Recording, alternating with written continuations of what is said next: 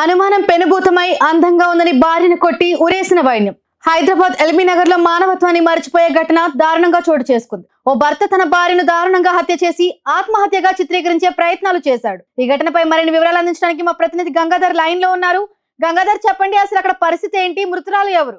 మౌనిక, ఈ ఘటన చాలా బాధాకరంగా ఉంది. జాస్మిన్ అనే యువతిని తన భర్త రాజశేఖర్ తీవ్ర హింసలకు గురి చేయడంతో ప్రాణాలు కోల్పోయింది. మౌనిక, వాళ్ళకి పెళ్లి ఎన్నేళ్ళు అయింది? అలాగే పిల్లలు ఉన్నారా? మౌనిక, వీళ్ళకి 3 సంవత్సరాల క్రితం వివాహమైన రోజు వేధింపులు గొడవలు పెరుగుతుండటంతో చివరికి జాస్మిన్ ప్రాణాలు తీసేసే స్థాయికి వచ్చింది.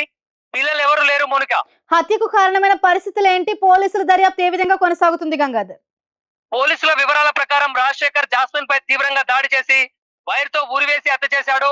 అనంతరం తన భార్య ఆత్మహత్య చేసుకుంది అని తల్లిదండ్రులకు అబద్ధం చెప్పాడు. కానీ తల్లిదండ్రులు శవంపై గాయాలను చూసి అనుమానం వ్యక్తం చేసి ఫిర్యాదు చేశారు. మౌనిక, దర్యాప్తులో అసలు విషయం వెలుగులోకి వచ్చింది. మౌనిక, ఇలాంటి దారుణ ఘటనలు మళ్ళీ జరగకుండా ముందస్తు జాగ్రత్తలు తీసుకోవటం ఎంత అవసరం? జాస్మిన్ గతంలో కూడా పోలీసులకు ఫిర్యాదు చేసినట్టు తెలిసిందా?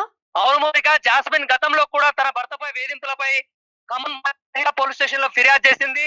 కానీ తగిన చర్యలు తీసుకోకపోవడం, సమస్యను తక్కువగా తీసుకోవడం ఈ విషయానికి దారి తీసింది. మౌనిక, పోలీసులకు ఇలాంటి కేసుల్లో ముందస్తుగా చర్యలు తీసుకోవడం అత్యవసరమని ఈ ఘటన మనకు స్పష్టం చేస్తుంది. మౌనిక, ఇప్పుడు పోలీసుల చర్యలు ఏ స్థాయిలో ఉన్నాయి? దర్యాప్తు పూర్తయిందా Gangadhar?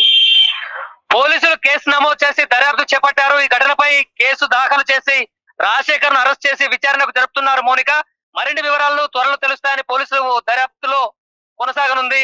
Mounika, right Gangadhar, thank you.